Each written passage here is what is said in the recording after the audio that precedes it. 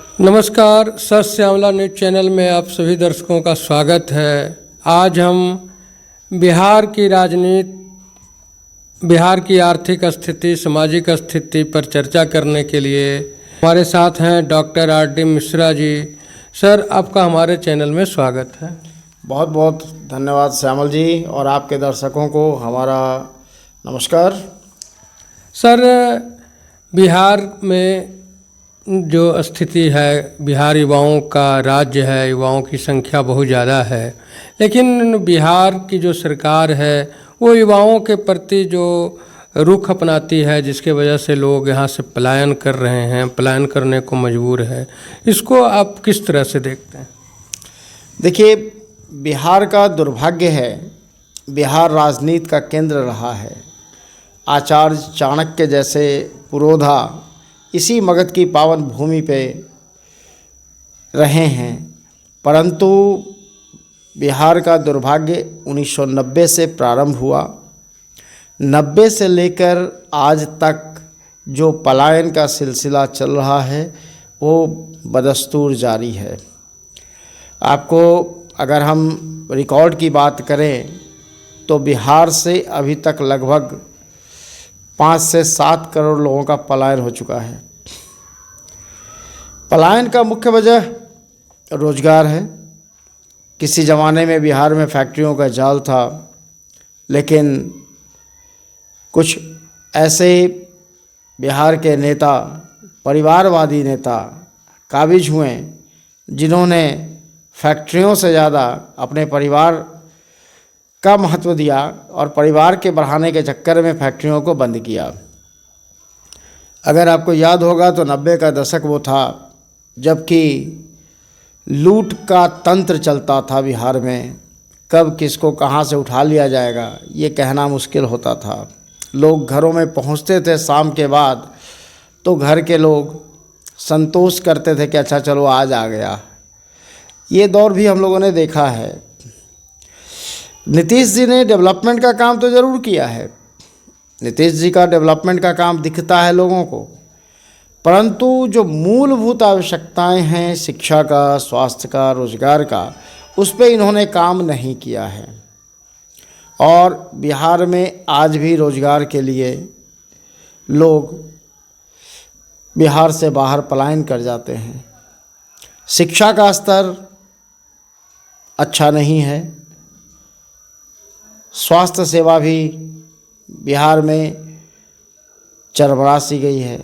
लोग जब भी अगर इमरजेंसी की बात करें या फिर बड़ी बीमारियों की बात करें तो लोगों को एम्स या कहीं और जाने की आवश्यकता पड़ जाती है। बिहार में न तो समुचित इलाज की व्यवस्था है और शिक्षा का तो कहना नहीं। शिक्षा का व्यवसायीकरण हो गया है बिहार में। जिनके पास पैसे हैं वो आज विद्यालय में नहीं बल्कि 5 स्टार होटल में बच्चों को पढ़ा रहे हैं। जितने भी प्राइवेट स्कूल है वो आजकल 5 स्टार होटल के जैसा हो गया है, जहां शिक्षा तो मिलती नहीं है। और वैसे भी बिहार में शिक्षा बगैर संस्कार का मिल रहा है, तो संस्कार से विमुक्त शिक्षा शिक्षित लोगों को नहीं बनाता, अशिक्षित ही बनाता है। सर, आप 1990 के बाद की बात कर रहे हैं, जबकि पलायन बिहार से पहले भी होता रहा है।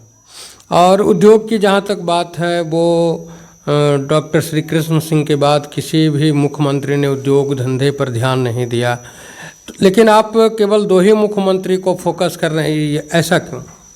नहीं, वैसी बात नहीं है। देखिए, डॉक्टर जगन्नाथ मिश्रा तक जो फैक्ट्रियों की स्थिति थी वो बंद नहीं थी। बिहार में फैक्ट्रियां बदस्तूर चल रही थी। श्री कृष्ण सिंह ने जितनी भी फैक्ट्रियों को बिहार में लाया वो बंद नहीं हुआ था। बंद कब से हुआ उस पर आइए। बंद हुआ इन्हीं 2 मुख्यमंत्रियों के काल में। बड़े भाई और छोटे भाई के चक्कर में बिहार की जनता मर रही है। और सबसे बड़ा दुर्भाग्य बिहार की जनता का है कि वोट देने के समय जब जाती है तो वो सिर्फ देखती है कि मेरे जाति का कौन है, उसको बिहार से कोई लेना देना नहीं है। वो जाति के आधार पर, जब तक जाति के आधार पर वोट जनता देगी तब तक ऐसे ही दुष्ट नेता लोग सत्ता पे काबिज होते रहेंगे। आपने कहा कि बिहार की जनता मर रही है बड़े भाई और छोटे भाई के चक्कर में, उसके बावजूद भी जनता 35 साल से ये दोनों भाइयों को कभी इसको कभी उसको सरकार में ला रही है। तो इसमें आप किसका किसके दोष देना ये करेंगे, या फिर जनता से आप क्या कहना चाहेंगे? जनता अपना अधिकार समझे कि वोट देने में वो एक मजबूत सरकार चुनने का मादा रखती है, लेकिन वो इन लोगों के भ्रम में फंसकर अपना भविष्य बर्बाद कर रही है।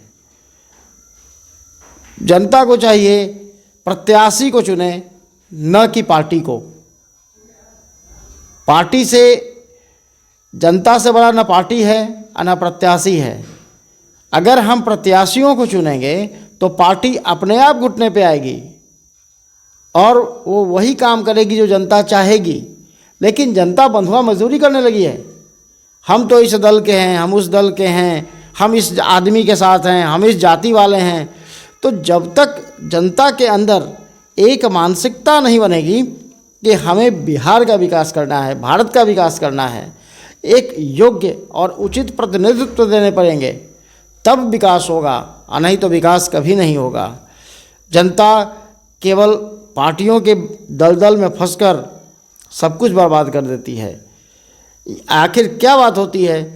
4 साल तक सभी लोग शांत रहते हैं, खामोश होते हैं, चुनाव आती है तो उसके बाद लोक लुभावने वादे चलते हैं, ये मुफ्त में देंगे, वो मुफ्त में देंगे। मैंने तो महामहिम राष्ट्रपति जी से एक मांग भी किया था कि जितने भी पॉलिटिकल पार्टियां जो मुफ्त की रेवड़ियाँ बांटती है, उन्हें अपने पार्टी फंड से वो चीज़ पूरा करने चाहिए, न कि सरकार के पैसे से। सरकार का पैसा हम जनता का पैसा है, किसी पार्टी की बपौती नहीं है कि आप मुफ्त में किसी को कुछ बांट दीजिएगा, मुफ्त में कुछ बांट दीजिएगा। और ये मुफ्तखोरी देश के लिए बहुत बड़ा अभिशाप होने जा रहा है।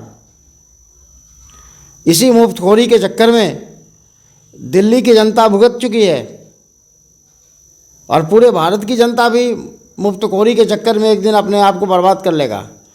अंग्रेज़ों ने भी यही किया था, जनता को मुफ्त में कुछ सामानों का आदत लगवाया और पता चला कि 200 साल तक गुलाम बना दिया। और आज के नेता भी उन्हीं के औलाद हैं, अंग्रेज़ों से कम नहीं है। भारत का दुर्भाग्य है कि 1947 में गोरे अंग्रेज गए और काले अंग्रेज हावी हो गए। तो जनता को एक और आज़ादी की आवश्यकता है जिसमें इन दुष्टों से मुक्ति मिले। सर, बिहार में एक आज़ादी के बाद बड़ी आंदोलन हुआ जयप्रकाश जी के नेतृत्व में, और जयप्रकाश जी ने कहा था कि राइट टू रिकॉल और राइट टू रिजेक्ट का अधिकार जनता को मिले, तभी लोकतंत्र स्वच्छ छवि के लोग आएंगे। इस पर आप क्या कहेंगे? और आज जो वर्तमान में सत्ता में पार्टियां हैं वो इस बात को क्यों लागू नहीं करना चाहती है? देखिए, अगर आंदोलन की बात करें तो भारत में जितने भी आंदोलन हुए उसका कोई भी पॉजिटिव असर नहीं हुआ। आप शुरू के आंदोलन से देखें, एक आंदोलन हुआ अंग्रेज़ों के विरुद्ध गांधी का। गांधी के आंदोलन में क्या हुआ? अंग्रेज़ों के विरुद्ध। परंतु आज भारत के प्रत्येक व्यक्ति के अंदर अंग्रेजियत इतनी घुस गई कि आपको अंग्रेजी से प्रेम और हिंदी से नफरत होने लग रही है। क्यों? तो क्या ये सफलता थी? दूसरे आंदोलन की आपने बात की, जयप्रकाश नारायण जी की। जयप्रकाश नारायण जी ने आंदोलन क्या किया था? परिवारवाद के विरुद्ध। और उनके जितने चेले हैं वो परिवारवाद के दलदल में इतने लिप्त हैं कि परिवार के अलावा उन्हें कुछ दिखता ही नहीं है। उनके किसी भी चेले की बात कर लीजिए, सब के सब परिवारवाद में लिप्त हैं। और वर्तमान में एक आंदोलन हुआ भ्रष्टाचार के विरुद्ध, लोकपाल के लिए, जिसके जो शिष्य हैं वो इतना बड़े भ्रष्टाचारी हैं कि मुख्यमंत्री आवास को भी समझते हैं कि हम राजमहल में रह रहे हैं। तो ये आंदोलन भारत में कोई सफल नहीं हुआ है आज तक। जनता को जागृत होने की आवश्यकता है और इन सबको सबक सिखाने की आवश्यकता है। सर, अभी आपने कहा कि जेपी के जो शिष्य हैं, उनके जो अनुयायी हैं, वो परिवारवाद के पोषक हैं, और बिहार के वर्तमान मुख्यमंत्री वो भी उनके ही शिष्य रहे हैं। वो तो बार बार कहते हैं कि मैं किसके लिए करूँगा, मेरा कौन है। इस पर आप क्या कहेंगे? देखिए, किसके लिए कौन की बात नहीं। अगर आप सत्ता में आते हैं तो सत्ता वालों के लिए पूरा जो मुख्यमंत्री है वो पूरे बिहार का प्रतिनिधित्व करता है, पूरे राज्य का प्रतिनिधित्व करता है, तो उसका तो पूरा परिवार होता है। लेकिन उसके बाद भी कुछ मुख्यमंत्री ऐसे भी हुए जो सिर्फ अपने ही परिवार के लिए मरते हैं। मतलब सांसद भी मेरा बेटा हो बेटी हो, विधायक भी मेरा बेटा बेटी हो, मुख्यमंत्री भी हम हो मेरी पत्नी हो, मेरे ही परिवार का हो। अपने को छोड़िए तो ससुराल के भी सारे लोग मुख्यमंत्री हो जाएं, प्रधानमंत्री हो जाएं, सब सांसद हो जाएं, विधायक हो जाएं, तो क्या उनके दल में या उनकी जाति में उनके परिवार से अच्छे कोई व्यक्ति नहीं थे क्या? जो केवल मुख्यमंत्री बनेगी तो मेरी पत्नी बनेगी। क्या उस समय बाकी जो उनके दल के नेता थे वो क्या थे? निकम्मे थे।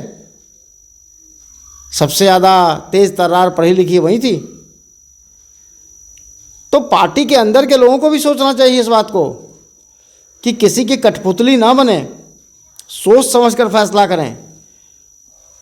आचार्य चाणक्य ने कहा था, न च राज्यम न कुराज राज्यम न च मित्रम न कुमित्र मित्रम न च दारम न कुदार दारम। राजा ना हो कोई बात नहीं है, लेकिन दुष्ट राजा नहीं होना चाहिए। मित्र नहीं हो कोई बात नहीं है, लेकिन दुष्ट मित्र नहीं होना चाहिए। पत्नी ना हो कोई बात नहीं है, लेकिन दुष्ट पत्नी नहीं होनी चाहिए। तो वर्तमान में देखिए दुष्टता से तो भरी हुई है सब कुछ। तो बिहार की स्थिति तब तक नहीं सुधरेगी जब तक बिहार की जनता इस पे काम न करे। जनता को सोचना चाहिए कि ये वही बिहार है जहाँ धर्म के लिए एक सेनापति ने अपने राजा की हत्या कर कर धर्म को स्थापित किया। ये पुष्यमित्र शुंग का मगध है। ये उस व्यक्ति का मगध है जहाँ की यूनानियों से युद्ध करने के लिए अकेला ब्राह्मण निकल गया और संपूर्ण भारत को अखंड भारत बना दिया। ये वो मगध है।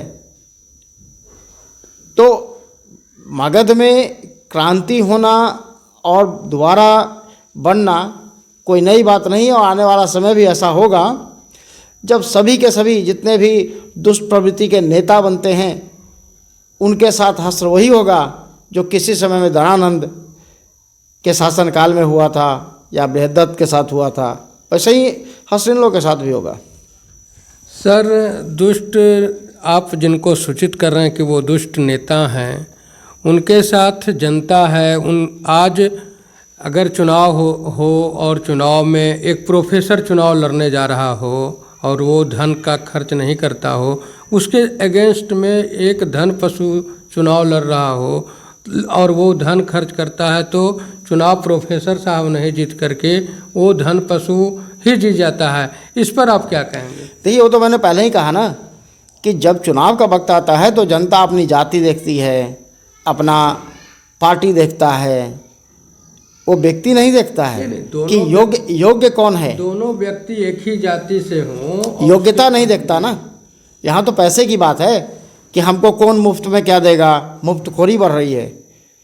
हम उस दल के साथ जाएंगे तो हमको मुफ्त में ये मिलेगा वो मिलेगा, और जो बेचारा सच्चा लोकतंत्र का प्रहरी है, जो जनता के लिए सोच कर कुछ जाने वाला है, उसको कोई पूछेगा नहीं, क्योंकि उसके पास न धन है न जन है।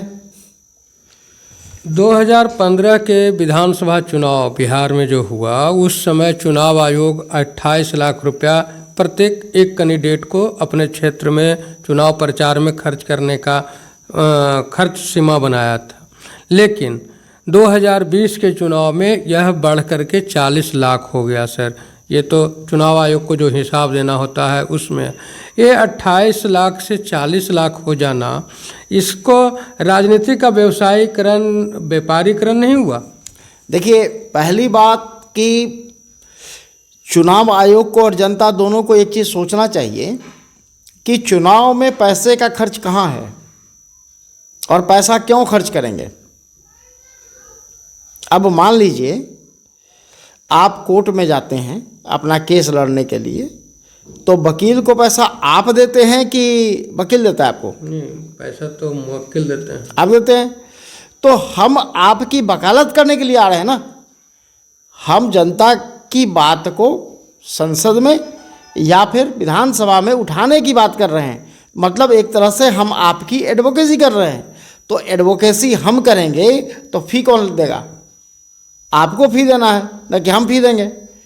जिस दिन जनता इस बात को समझेगी कि जो व्यक्ति खर्च करके चुनाव में आ रहा है वो मुझे लूटने आ रहा है। आज जो व्यक्ति, आपने कहा 28 लाख 40 लाख की बात की, जो व्यक्ति 10 लाख रुपए भी चुनाव में लगाएगा वो जीतने के बाद वो 10 को 100 बनाएगा। इसी कारण से आप देख लीजिए सबसे खर्चीला चुनाव का दौर जो शुरू हुआ वो 2014 से शुरू हुआ, और 2014 के बाद से जो महंगाई का स्तर है वो सुरसा के मुख की तरह हो गई। जो व्यक्ति आपके लिए फंडिंग करेगा वो अपना वसूली करना भी जानेगा। जो भी नेता लोग खर्च कर रहे हैं वो देश के हितकर नहीं हैं, वो देशद्रोही लोग हैं। जो पैसा खर्च करके चुनाव लड़ते हैं वो देश हित की बात नहीं कर सकते हैं। उन्हें सिर्फ अपना हित चाहिए, अपने परिवार के हित के लिए वो चुनाव लड़ते हैं। वो व्यवसाय कर रहे हैं, उनको लोकतंत्र में कोई आस्था नहीं है। वो लोकतंत्र के लिए बहुत बड़े खतरे हैं। सर, इसमें केवल नेता और चुनाव आयोग को ही दोषी ठहरा देना हमें नहीं लगता कि ज़्यादा उचित होगा, क्योंकि पब्लिक भी, जनता जो भगवान है लोकतंत्र का, जनता के ही बल पे लोकतंत्र टिका है, वह जनता भी वैसे लोग को ही चूज करती है जिसके जेब ही नहीं, जिनके घर भी धन से भरे होते हैं। तो वो तो मैंने पहले ही कहा ना कि ये जनता के लिए सबसे बड़ा अभिशाप है। आप अगर किसी बड़े पूंजीपति वाले व्यक्ति को चुनते हैं जो आपके बराबर का नहीं है, तो आपकी हिम्मत होगी उसके पास जाने की? उसके 4 तो गार्ड हैं, वो आपको रोक देंगे पहले, आप अपनी बात नहीं रख सकते हैं। तो जनता को उन्हीं के लोगों को चुनना चाहिए जो उनके साथ के हैं, उनके बीच में रहते हों। अब धन पशु को चुनेंगे तो वो किसके साथ रहेगा? धन पशु के साथ। तो फायदा किसको करवाएगा? उसको। आपको तो सुनेगा भी नहीं, आपको पहचानेगा भी नहीं। तो ये चीज़ के लिए तो जनता दोषी 100% है। आपको चुनना पड़ेगा और सोच समझ कर चुनना पड़ेगा। अभी 14 जनवरी को एक बीजेपी के नेता हैं चौरसिया, उन्होंने हमारे ही चैनल पे कहा कि पटना सिटी से लेकर के दानापुर तक हमारी सरकार जो है लगभग 1000 पुल पुलिया का निर्माण किया है। वो रेलवे पुल हो या जनरल पुल हो, ये विकास का पैमाना है। क्या आपको लगता है कि पटना साहिब से लेकर के दानापुर तक में इतनी बड़ी संख्या में पुल और पुलिया का निर्माण हुआ? जब मैं इस बार चुनाव लड़ रहा था, पटना साहिब से मैं चुनाव लड़ रहा था, तो मैंने कई क्षेत्रों को देखा जिसमें कि शिलान्यास के बोर्ड तो दिखते थे लेकिन सड़कें गायब थी। पूछने पे उस क्षेत्र के जिनका नाम लगा हुआ था बोर्ड पे, उन महानुभाव ने बताया कि बाढ़ में बह गई। तो बाढ़ में पुल तो बह जाती है, सड़कें बह जाती है, लेकिन नेम प्लेट नहीं बहता है। ये तो 8वां अजूबा से भी ज़्यादा है। और विकास की बात है तो हमारे साथ चलिए, हम आपको घुमाते हैं पटना की कौन सी सड़कें, अगर बेली रोड को और राजभवन को छोड़ दिया जाए तो कौन सी सड़कें बेहतर हैं। हम जिस क्षेत्र में हैं, हमारे यहाँ से पटना स्टेशन की दूरी आधे किलोमीटर की है। आप आए होंगे तो सड़कें देख लिए होंगे, कितनी सुंदर सड़कें हैं। तो ये तो विकास है। और हम भी पटना साहिब में ही हैं। ऐसा तो नहीं कि हम पाटलिपुत्र क्षेत्र में हैं और हम पटना साहिब की बात कर रहे हैं। तो ये लोग बरगलाने की बात करते हैं, प्रोपेगेंडा पॉलिटिक्स चल रहा है, हकीकत से सब दूर हैं। इसीलिए जनता में उत्साह नहीं होता है वोटिंग के लिए। आप सोचिए कि लोकसभा में 40% 30% की अगर वोटिंग होती है तो क्या आप लोकतंत्र की जीत कहते हैं क्या? मतलब 70% ने आपके अगेंस्ट में वोट दिया है। आप खुशफहमी में ना रहें। लोकतंत्र उसी दिन सच्चे तौर पर स्थापित होगी जब 100% वोटिंग होगी। 100% वोटिंग करवाइए, उसके बाद देखिए कि आपके साथ क्या होता है। जो बुद्धिजीवी वर्ग है वो तो उसके अंदर एक भावना बढ़ गई, मुझे इससे क्या, हमको मालूम है कि वोट किसी को देंगे जीतेगा कोई। अब बिहार की हालत को लीजिए, पार्टियां कोई भी जीत जाए, सीएम तो एक ही रहेंगे। बिहार कहीं भी चला जाए, मुख्यमंत्री तो नीतीश जी रहेंगे। तो ये क्या दुर्भाग्य नहीं है?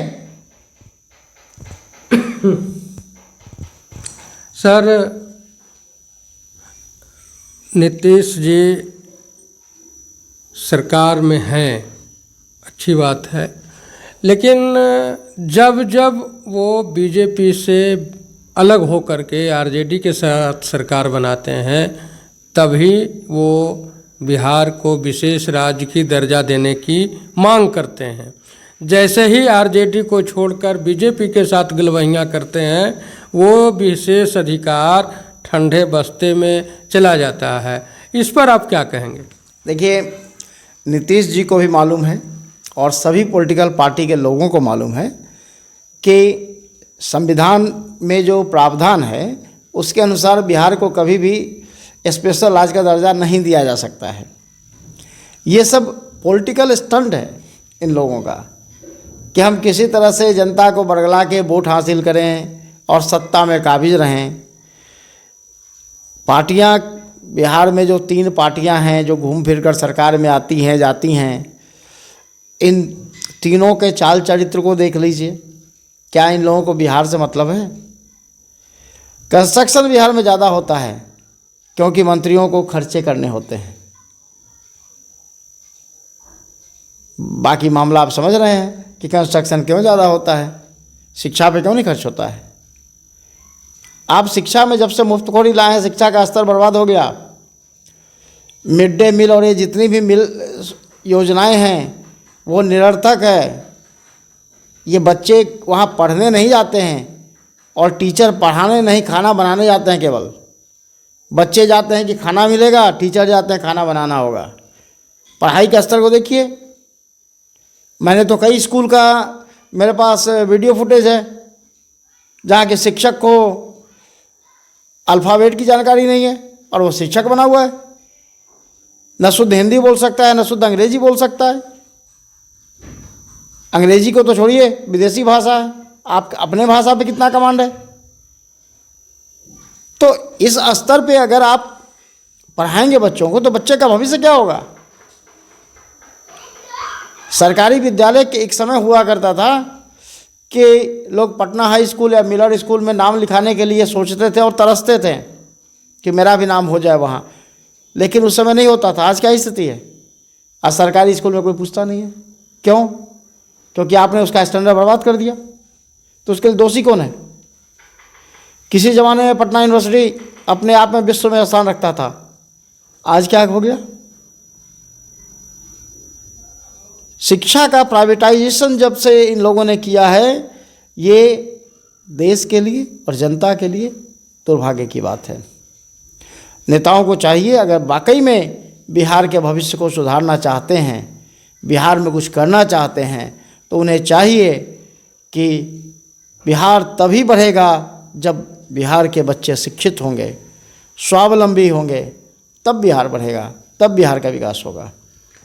2024 में कैग का रिपोर्ट आया कि स्वास्थ्य विभाग में के लिए जो बजट दी जाती है बिहार सरकार की ओर से, उसका 50% भी खर्च बिहार सरकार नहीं कर पाती है। और उसमें जो कर्मचारी हैं, जैसे ड्रेसर है, एक्सरे करने का जो स्टाफ है, इसकी भी संख्या आधा से कम है। इस पर आप क्या कहेंगे? देखिए, हमने इससे पूर्व में भी आपको बताया कि शिक्षा और स्वास्थ्य बिहार में बदतर हो चुकी है। यहाँ आप जाकर देखिए, हमने तो आईजीएमएस में भी देखा, पीएमसीएच में भी देखा, कई इक्विपमेंट जो बाहर से आए हुए हैं वो सड़ रहे हैं, उसका उपयोग नहीं होता है।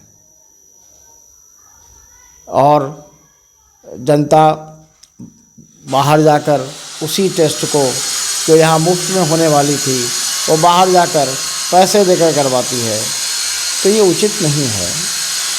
इसके लिए थोड़ा सा इन लोगों को सोचना चाहिए। क्योंकि देखिए समस्या क्या है कि जितने भी मंत्री हैं बिहार में, वो ज़्यादातर लोग गोल्डन स्पून लेकर पैदा लिए हैं। वो गरीबों का दर्द को नहीं जानते हैं और न समझते हैं, क्योंकि उस दर्द से आते तब तो समझते हैं। मंत्री लोग 5 स्टार कल्चर में रहते हैं। बिहार के कृषि मंत्री को कृषि से मतलब नहीं है, शिक्षा मंत्री को शिक्षा से मतलब नहीं होता है, स्वास्थ्य मंत्री को स्वास्थ्य की जानकारी नहीं होती है।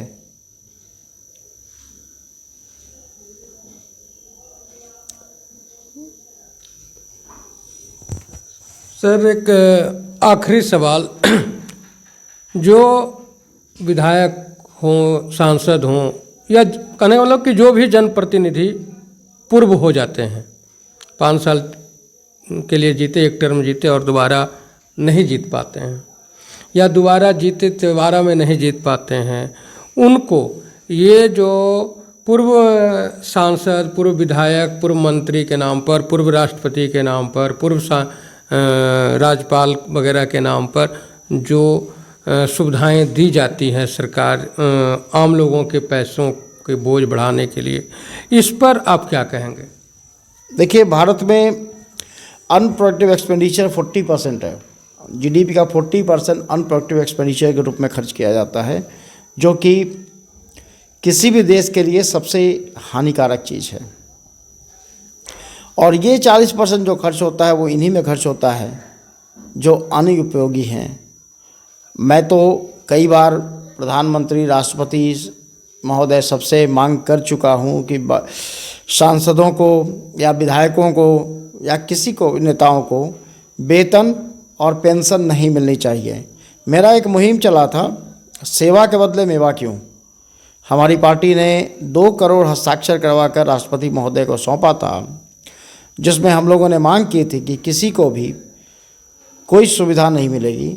आपको समाज सेवा करना है ना, आप नेता क्यों बनते हैं? समाज सेवा के लिए। आप तो कहते हैं कि हम समाज सेवी हैं, तो जब समाज सेवा करना है तो पैसे की आवश्यकता क्यों? आप अपना कीजिए और अपना समाज सेवा कीजिए, किसी ने रोका है क्या? तो बिल्कुल ही पैसे इन लोगों को नहीं मिलने चाहिए, चाहे वर्तमान हो या पूर्ववर्ती हो, उससे कोई मतलब नहीं है। हम किसी भी नेता को 5 पैसे की सैलरी नहीं देंगे। अगर समाज सेवा करना है तो आइए, राजनीति में आइए, कीजिए काम, काहे का पैसा? अगर उतने ही पैसे की है तो जो ज़रूरी आवश्यकता है उतना तक पैसा देने की छूट होनी चाहिए। अब ये नहीं कि एक सांसद को 3,75,000 महीने का वेतन मिले और सुविधाएं मिले। टोटल 40 अरब का एक्सपेंडिचर है भारत के ऊपर प्रत्येक महीने का, जो एक देश का बजट हो सकता है। तो हमने तो बाकायदा मुहिम छेड़कर इसको किया, लेकिन जनता को कोई मतलब नहीं है। हम जनता के हित के लिए आवाज़ लगातार उठाते रहें और चुनाव में आते हैं तो वोट क्या मिलता है? 1000-1200। तो ये जनता का स्टेटस है। और जो जिसके आगे जनता ने काले कपड़े दिखाए, जूतों का हार दिखाया, पहनाया, वो चुनाव जीत जाता है। तो ये किसका दुर्भाग्य कहिएगा? जनता को पता ही नहीं है कि कौन हमारे लिए है और कौन लूट के लिए है। हम तो हमेशा सड़क पे दिख जाते हैं लोगों को। क्या जीते हुए सांसद महोदय कभी किसी के पास दिख जाते हैं? जी सर, निकट भविष्य में बिहार में विधानसभा चुनाव है। आप एक राजनीतिक दल से हैं, सांसद का चुनाव भी लड़ते हैं। आम जनता को आप क्या संदेश देना चाहेंगे? मैं तो जनता को एक ही संदेश दूंगा, हमेशा देता रहा हूँ कि दलदल से निकलिए, दल को मत देखिए, व्यक्ति विशेष को देखिए, उसकी योग्यता को देखिए और तब चुनाव में उसको वोट दीजिए। अयोग्य व्यक्ति किसी भी अच्छे दल से चुनाव जीत कर जाएगा तो वो अयोग्य ही रहेगा, वो योग्य नहीं बनेगा। जाति के आधार पे, धर्म के आधार पे चुनाव लोग जीत जाते हैं, लेकिन वहाँ जाकर वही काम करते हैं जो उनका पहले से है।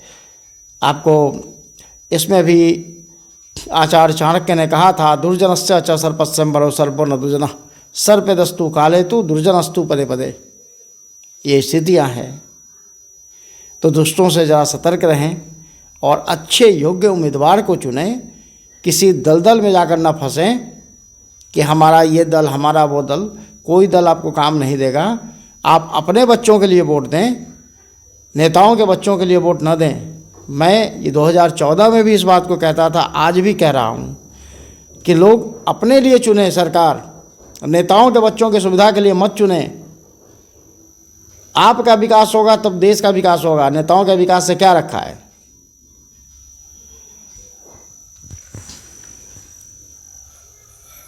सर, आप हमारे दर्शकों के लिए आप अपना कीमती समय दिया, इसके लिए धन्यवाद। जी, आपके दर्शकों को भी बहुत बहुत आभार जो आपने, और आपका विशेष आभार जो कि आपने अपना समय देकर हमें साक्षात्कार के लिए बुलाया। और मैं जनता से एक ही चीज़ कहूँगा, चुनाव आ रहा है, नेताओं के चक्कर में ना फंसें, अपनी सोचें और अपने लिए वोट दें, किसी नेताओं के बच्चों के लिए मत दें। ये दलदल में जाएंगे तो दलदल में फंसते चले जाएंगे।